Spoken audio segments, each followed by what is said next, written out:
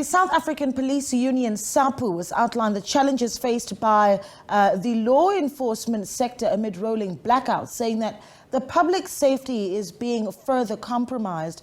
Last week, Police Minister Bheki Cele raised concerns over a rise in criminal activity, with criminals now taking advantage during power cuts. Well, SAPU's spokesperson is Lesiba Thobakgale, and he joins us now via Zoom. Mr. Thobakgale, good afternoon to you. Thank you good morning, rather. Thank you so much for speaking to us. I think a really great place to start would be to explain to what degree rolling blackouts are affecting law enforcers, and if you agree with the statements made by the police minister just last week. Thank you, Asma Lady, to have us. Indeed, we agree with the statement made by the police minister about the impacts of load shedding. Load shedding, it is detrimental to the society, and when it comes clearly to the issues of policing, it also brings a whole lot of challenges. Imagine in some areas whereby if there is load shedding, there is no network, meaning that community members are unable to contact the police station because of that challenge. Imagine at that time, there is a situation, there is a specific crime that is in progress. The police need to be contacted for them to come and attend to that complaint immediately. They are unable to do so because community members are able to reach them. Going to the police stations where members of the community make calls to get assistance, even via maybe directly to the police station or via 10111. You'll find that most of our police stations do not have any backup generators or even a solar system that they could utilize in order to ensure that community members, when they contact them, they are able to get them.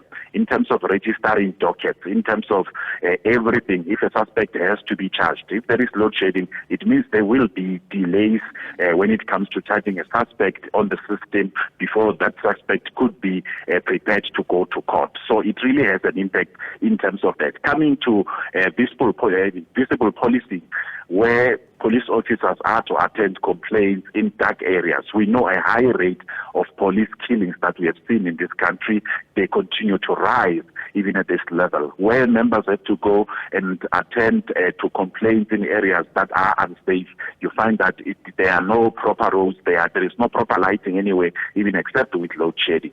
So those impacts indeed make our members to be vulnerable, because if one is using a torch in a dark area where there are no lights or because of load shedding, then they become a target themselves. Then it becomes easier for criminals to outline, to say, here are the police. Then our members end up being shot. They end up not being able to render the service that they are supposed to render to our communities there. And further, we say that when it comes to the issue of infrastructure, it also plays a critical role, where we need even other departments to come and play a critical role to ensure that everywhere there are roads, even for members to be able to go and attend complaints, for them to go and be able to patrol. Because imagine sending a member at night to go patrol in the shacks, and moreover with load shedding impact thereof. So we see it to be very, very, very negative when it comes to how policing is being conducted in this country. In the homes, it is clear,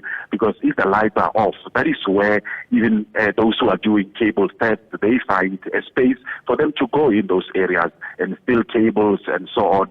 It even makes those who are vulnerable in their own homes, even if you have an electric fence and so on, if there is load shedding, you don't have any backup generator, then it means that somebody could be able to take advantage of that situation to come and break in, to come and steal a car, to come and do a house robbery or whatsoever. So load shedding, when it comes to policing, it makes the job of our police officers to be so difficult. Imagine also even in the prisons, where if there is load shedding, how our members at the Department of Correctional Services are supposed to go and check if the inmates there are safe to do their normal duties and so on. So really, we as SAPU, we clearly see it having a total negative impact to when it comes to policing.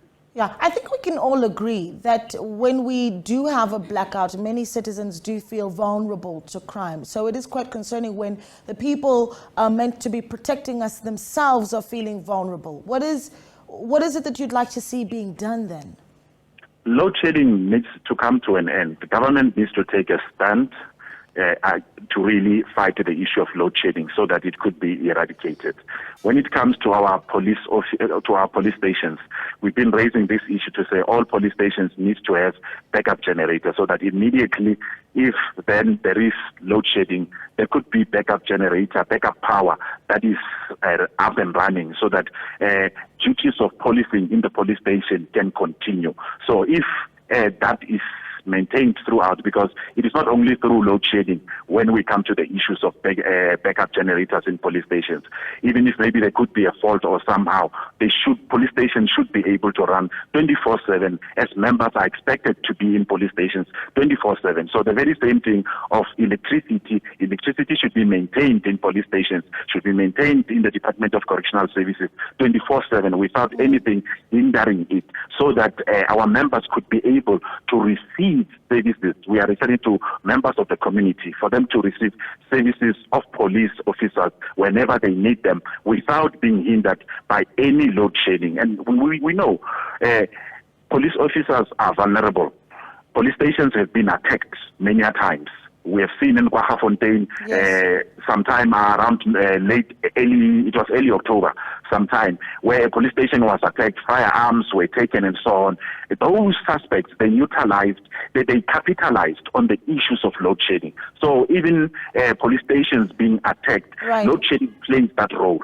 I think just before I let you go, one thing that we can all agree on is that the trickle-down effects of load shedding in the country are tremendous, and this is obviously just another example. And I don't know just how much weight the voice of law enforcement has when we get into the bigger room that is discussing how to end load shedding. But what are you doing as an industry, as even a union, to collate all the data possibly and be able to share it with those departments that are particularly at the heart of the power crisis in the country, so that they're able to see just how far-reaching the impact of load shedding really is?